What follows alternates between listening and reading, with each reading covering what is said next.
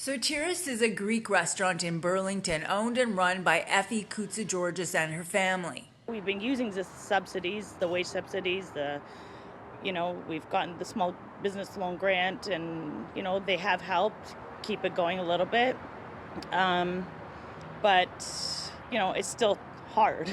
They can't use the federal rent support to help with mortgage payments on the family-owned property, and she says the end of the wage subsidy is looming. It's going to be a big blow to the business, in September, because we have to play catch up. We are going to have our customers inside. We are going to start getting more revenue into the business, but there's still all that backlog of financial debt that we have to catch up on. She says if the wage subsidy ends, the staff that once numbered 50 might remain at only 7. Bruce Miller at Works Craft Burgers and Beer told CHCH last week that he is also concerned about the end to the wage and rent subsidies. Our franchise partners and our operators are wallowing in debt.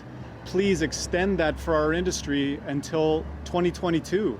We are just going to get back to dine-in reopen, and they're going to cut off all of our funding. The Canadian Federation of Independent Business is hearing the same concern from members. They've had no revenues coming in.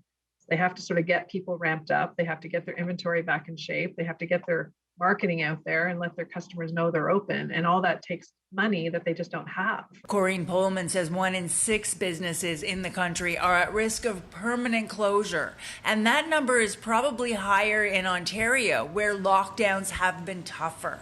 She says the federal government should extend its programs and provinces should help more.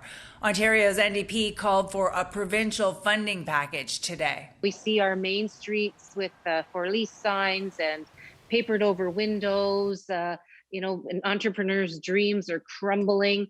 People still aren't back to work in some of those, many of those businesses. Those businesses need some help. Although the wage and rent subsidies are set to expire in September, the federal government did put provisions in the budget for those programs to be extended to November if required.